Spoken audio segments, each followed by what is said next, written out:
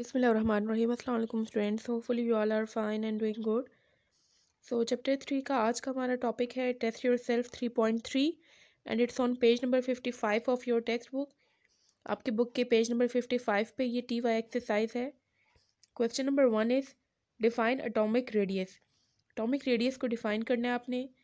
So half of the distance between the nuclei of the two bonded atoms is referred as atomic radius of the atom।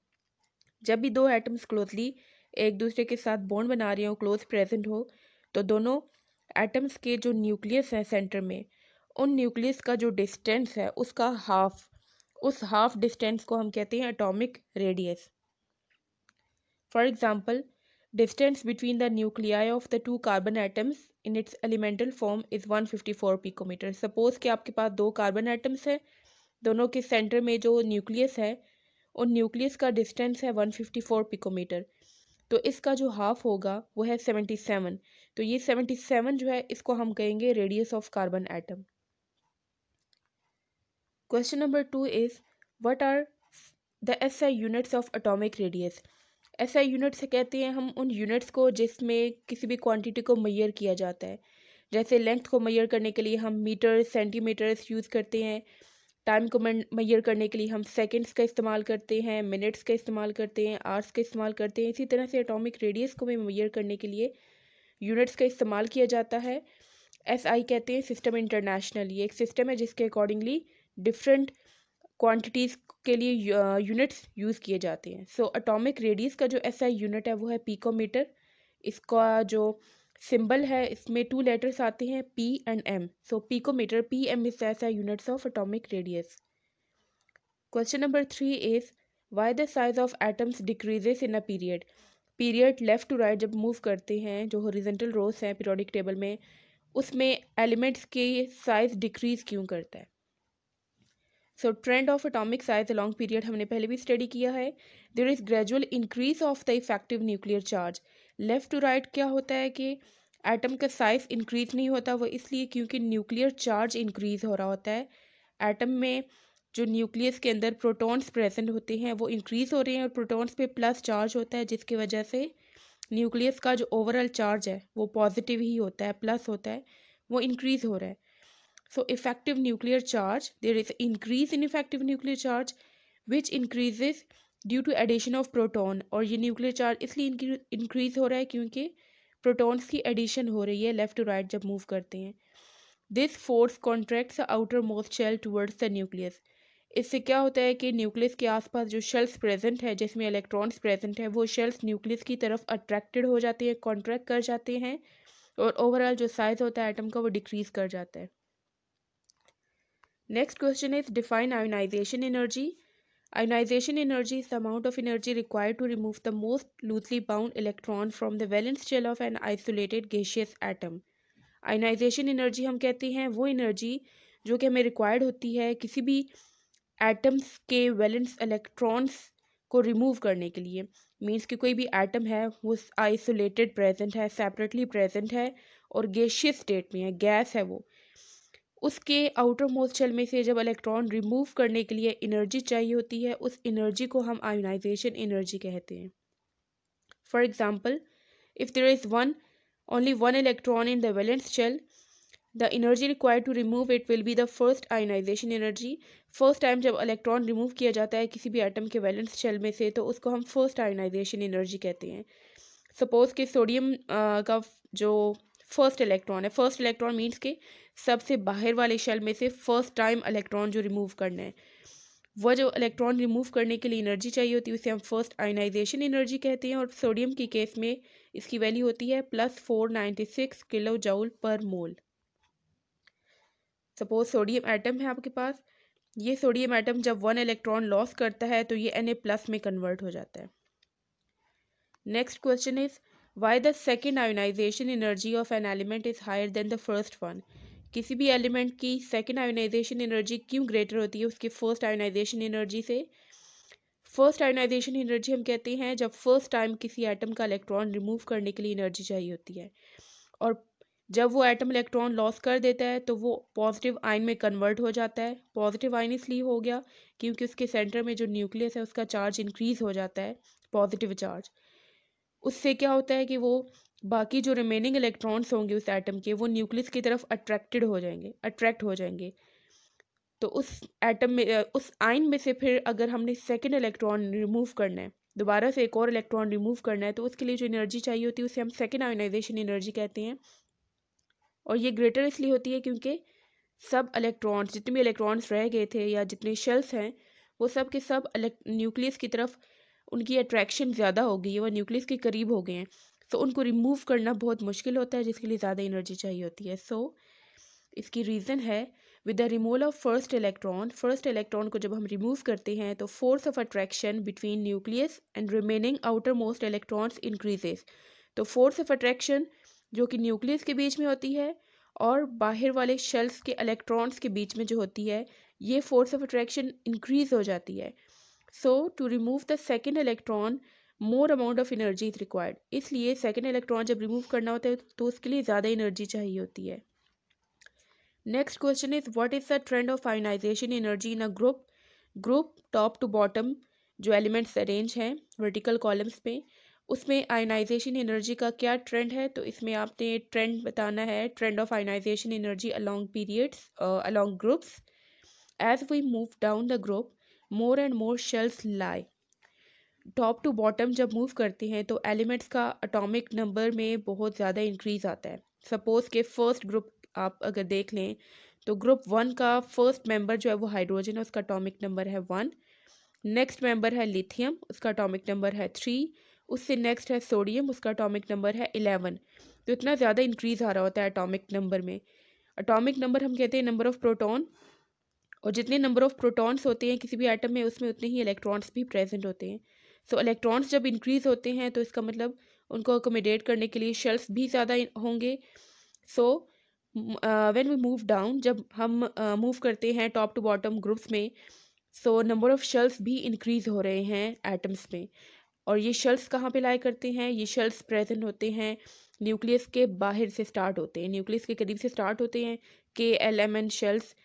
और जो सबसे बाहर वाला shell है जिसमें से इलेक्ट्रॉन को रिमूव करना होता है और उसके लिए हमें एनर्जी चाहिए होती है, आयोनाइजेशन एनर्जी, वो शेल और न्यूक्लियस के बीच में बाकी जो इनर शेल्स होते हैं वो ज़्यादा हो जाएंगे टॉप टू बॉटम जब मूव करेंगे। So more and more shells lie between valence shell, सबसे बाहर वाले शेल की बात हो रही है, एंड न्यूक्लियस। तो न्यूक्लियस और बाहर वाला जो शेल है सबसे बाहर, इनके बीच में बहुत से शेल्स प्रेजेंट है। These additional shells reduce the electrostatic force. Electrostatic force कहते हैं हम वो फोर्स जो कि पॉजिटिव और नेगेटिव चार्जेस के बीच में होती है। मीन्स के न्यूक्लियस और सबसे बाहर जो वैलेंस शेल के इलेक्ट्रॉन है उनके बीच में जो फोर्स है उसको हम इलेक्ट्रोस्टैटिक फोर्स कहते हैं, या force of attraction between nucleus and valence shell. तो ये जो दीज एडिशनल शेल्स, ये जो शेल्स आ जाएंगे तो इससे क्या होगा कि न्यूक्लियस का डिस्टेंस और सबसे वैलेंस शेल जो आउटर मोस्ट शेल है उसका डिस्टेंस ये इंक्रीज हो जाएगा, और न्यूक्लियस उनको स्ट्रांगली अपनी तरफ अट्रैक्ट नहीं कर पाएगा, जिसकी वजह से उस इलेक्ट्रॉन को रिमूव करना इजी हो जाएगा और कम एनर्जी चाहिए होगी। So valence shell electrons can be taken away easily. इसी वजह से आयनाइजेशन एनर्जी डिक्रीज करती है टॉप टू बॉटम मूव करते हैं तो। Next question is why the ionization energy of sodium is less than that of the magnesium. Sodium की ionisation energy magnesium से कम क्यों होती है। सोडियम ग्रुप 1 का मेंबर है और मैग्नीशियम नेक्स्ट ग्रुप का है, ग्रुप 2 का मेंबर है। लेफ्ट टू राइट जब मूव करते हैं तो ग्रुप 1 पहले आता है और ग्रुप 2 जो है उसके बाद आता है। So magnesium has 12 protons in its nucleus. Magnesium का एटॉमिक नंबर 12 है और इसमें 12 प्रोटॉन्स होते हैं, जबकि सोडियम का एटॉमिक नंबर 11 है और उसमें 11 इलेक्ट्रॉन्स होते हैं। सो जिसके ज़्यादा प्रोटॉन्स होंगे उसमें न्यूक्लियस की अट्रैक्शन ज़्यादा होती है। It attracts the outermost electrons more tightly. Outermost electrons को ज़्यादा स्ट्रांगली अपनी तरफ अट्रैक्ट करेगा nucleus, as compare to sodium जिसमें प्रोटॉन्स कम हैं as compare to magnesium. So due to this ionization energy of sodium is less than that of magnesium. Next question है why is it difficult to remove an electron from halogens halogens जो group 17 के members हैं उनमें से electron को remove करना क्यों मुश्किल होता है? सो हेलोजेंस जो है ये ग्रुप 17 के मेंबर हैं और इनके वैलेंस शेल में जितने भी इसमें एलिमेंट्स प्रेजेंट है इस ग्रुप में उन सब के आउटर मोस्ट शेल में या वैलेंस शेल में 7 इलेक्ट्रॉन्स प्रेजेंट हैं और उनका अपना शेल कंप्लीट करने के लिए एक और इलेक्ट्रॉन चाहिए होता है ताकि टोटल 8 हो जाए। तो बजाय 7 इलेक्ट्रॉन्स लॉस करने के वो क्या करते हैं कि वो एक इलेक्ट्रॉन ले सकते हैं इजीली। सो इसलिए उनमें से इलेक्ट्रॉन्स को रिमूव करना बहुत डिफिकल्ट होता है। It is difficult to remove an electron from the halogens because halogens being non metals, halogens non metals हैं और non metals have high electronegativity values. Electronegativity हम कहते हैं ability to attract the electrons. तो जितना ज़्यादा इलेक्ट्रॉन एटम इलेक्ट्रोनेगेटिव होता है वो इलेक्ट्रॉन्स को उतनी ज़्यादा स्ट्रांगली अपनी तरफ अट्रैक्ट करता है, वो लॉस नहीं कर पाता। Next question is what is shielding effect? Shielding effect हम किसे कहते हैं? The electrons present in the inner shells, nucleus किसी भी एटम का जो सेंटर में न्यूक्लियस है और उसका सबसे बाहर वाला शेल, इनके बीच में जो एक्स्ट्रा शेल्स प्रेजेंट होते हैं उन्हें हम इनर शेल्स कहते हैं। वो शेल्स क्या करते हैं कि न्यूक्लियस का जो होल्ड है बाहर वाले वैलेंस शेल के इलेक्ट्रॉन्स के ऊपर उसको कम कर देते हैं। तो बीच में जितने ज़्यादा इलेक्ट्रॉन्स होंगे न्यूक्लियस के और सबसे बाहर वाले शेल्स के बीच में जितने ज़्यादा इलेक्ट्रॉन्स होंगे, जितने ज़्यादा शेल्स होंगे, उतनी ही ज़्यादा उसको वो शील्ड करेंगे वैलेंस इलेक्ट्रॉन्स को।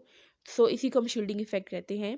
The electrons present in the inner shells screen or shield the force of attraction of nucleus felt by the valence shell electrons. This is called shielding effect. Next question. How does shielding effect decrease the forces of electrostatic attraction between nucleus and outermost electrons? Shielding effect कैसे decrease करती है इस force of attraction को जो कि nucleus और outermost shell के electrons के बीच में होती है? So इसका इफेक्ट ये है कि the attractions of outer most electrons towards nucleus is partially reduced because of presence of inner electrons. वो इसलिए होती है क्योंकि शील्डिंग इफेक्ट प्रोवाइड कौन करता है? ये इनर शेल के इलेक्ट्रॉन्स प्रोवाइड करते हैं। सो इनर शेल्स के इलेक्ट्रॉन्स की प्रेजेंस जो है वो इस इलेक्ट्रोस्टैटिक फोर्स को रिड्यूस कर देती है जो कि न्यूक्लियस और आउटर मोस्ट शेल के इलेक्ट्रॉन्स के बीच में होती है। So as a result, valence electron experiences less nuclear charge than that of actual charge. Next question is, why does the bigger size atoms have more shielding effect? Large size atom जो होते हैं उनमें shielding effect क्यों ज़्यादा होता है? इसकी reason सिर्फ यही है कि उसमें इलेक्ट्रॉन्स ज़्यादा होंगे, इनर शेल्स के इलेक्ट्रॉन्स ज़्यादा होने की वजह से शील्डिंग इफेक्ट भी ज़्यादा होगी। Bigger size atoms have more inner shell electrons to screen the nuclear charge, so they have more shielding effect. Next question, why does the trend of electron affinity and electronegativity is same in a period? Period left to right जब move करते हैं तो electron affinity और electronegativity इन दोनों का trend same क्यों होता है? इलेक्ट्रॉन एफिनिटी हम कहते हैं जब भी किसी एटम में इलेक्ट्रॉन ऐड करते हैं हम तो उस टाइम पे जो एनर्जी रिलीज होती है उसको हम इलेक्ट्रॉन एफिनिटी कहते हैं। मीन्स के एफिनिटी जो वर्ड है इसका मतलब होता है अट्रैक्शन। इलेक्ट्रॉन एफिनिटी ये जो हम यूज़ करते हैं टर्म, इसका मतलब होता है कि एटम्स की एबिलिटी कि वो इलेक्ट्रॉन को ले पाता है, गेन करता है। और इलेक्ट्रोनेगेटिविटी हम कहते हैं किसी भी एटम की एबिलिटी कि वो इलेक्ट्रॉन को अपनी तरफ खींचता है, अट्रैक्ट करता है। These have same trend because value of both electron affinity and electronegativity depends upon same factor। दोनों ही चीज़ें इलेक्ट्रॉन एफिनिटी और इलेक्ट्रोनेगेटिविटी दोनों एक फैक्टर पे डिपेंड करती है, वो है attraction of nucleus for electrons. Electron affinity में हमने इलेक्ट्रॉन ऐड करना होता है एटम में और इलेक्ट्रोनेगेटिविटी भी कहते हैं अट्रैक्शन को। ये दोनों ही चीज़ें डिपेंड करती हैं न्यूक्लियस की अट्रैक्शन पे। न्यूक्लियस जितना इलेक्ट्रॉन्स को इजीली अट्रैक्ट कर पाएगा ये दोनों चीज़ें भी इंक्रीज होंगी। इलेक्ट्रॉन अगर न्यूक्लियस स्ट्रांगली इलेक्ट्रॉन्स को अपनी तरफ अट्रैक्ट कर रहा है इसका मतलब कि इलेक्ट्रॉन एफिनिटी में जब हम इलेक्ट्रॉन ऐड करते हैं एटम में तो वो न्यूक्लियस की जब अट्रैक्शन ज़्यादा होगी तो वो इलेक्ट्रॉन को इजीली एक्सेप्ट कर लेगा। इसी तरह से इलेक्ट्रोनेगेटिविटी में भी यही केस है कि इलेक्ट्रोनेगेटिविटी इंक्रीज होती है अगर एटम में न्यूक्लियस की अट्रैक्शन स्ट्रॉन्ग है तो उसकी एबिलिटी भी इंक्रीज हो जाएगी इलेक्ट्रॉन्स को अट्रैक्ट करने की। So left to right electron affinity भी इंक्रीज़ होती है और इलेक्ट्रोनेगेटिविटी भी इंक्रीज़ होती है, क्योंकि लेफ़्ट टू राइट न्यूक्लियस की अट्रैक्शन इंक्रीज़ होती है। Next question is which element has the highest electronegativity. कौन सा एलिमेंट है जिसकी इलेक्ट्रोनेगेटिविटी या एबिलिटी इलेक्ट्रॉन्स को अट्रैक्ट करने की वो ज़्यादा है।